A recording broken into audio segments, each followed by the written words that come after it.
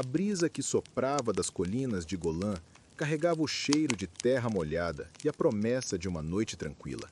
O dia tinha sido longo, desgastante, mas milagroso. Uma multidão, antes faminta e desesperada, fora saciada com apenas 5 pães e 2 peixes.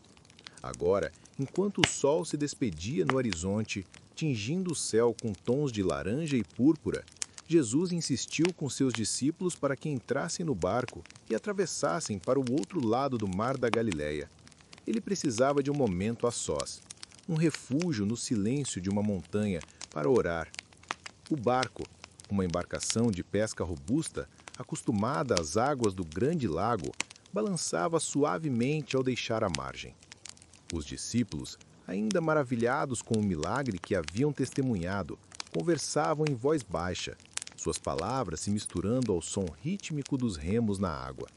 O mar da Galileia, um imenso lago de água doce, com cerca de 19 quilômetros de comprimento e 13 de largura, era o coração daquela região, uma fonte de vida e sustento.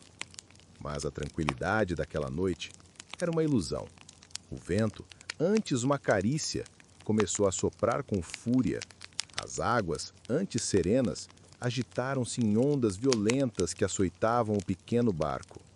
O vento contrário tornava cada remada um esforço vigoroso, e a embarcação, agora no meio do lago, era um joguete nas mãos da tempestade.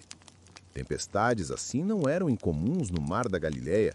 A sua localização, rodeada por montanhas, tornava-o propenso a ventos súbitos e violentos. No escuro da madrugada, entre as 3 e as 6 horas, quando o cansaço e o medo já haviam se instalado nos corações dos discípulos, uma figura surgiu no meio da agitação.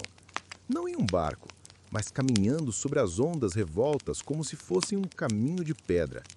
O pânico tomou conta dos homens. "É um fantasma!" gritaram, o terror em suas vozes abafado pelo uivo do vento.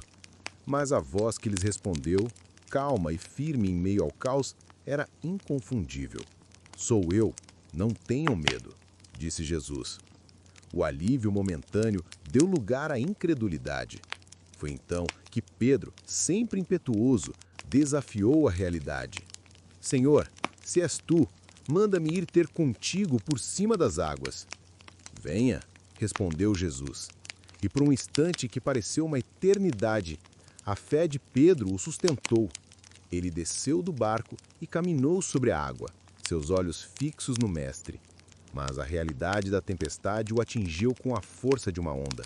O vento uivava, a água se agitava, e o medo, como uma âncora, o puxou para baixo. "Senhor, salva-me!" clamou, a voz embargada pelo desespero e pela água que já lhe chegava à boca. E imediatamente a mão de Jesus se estendeu e o segurou. "Homem de pequena fé, por que duvidaste?" questionou o mestre, não com repreensão, mas com um encorajamento gentil. Juntos subiram no barco, e no momento em que seus pés tocaram a madeira, o vento cessou e o mar se acalmou. O silêncio que se seguiu foi preenchido por um profundo assombro. Os discípulos, que haviam lutado contra a fúria da natureza, agora testemunhavam o poder absoluto sobre ela. Ajoelhados, adoraram-no, suas vozes um murmúrio de reverência. "Verdadeiramente, tu és o Filho de Deus." Ao chegarem sãos e salvos à terra de Genezaré, do outro lado do lago, não eram mais os mesmos homens que haviam partido horas antes. Eles haviam enfrentado a tempestade, o medo e a dúvida, e haviam encontrado no meio das águas turbulentas a certeza inabalável da presença divina.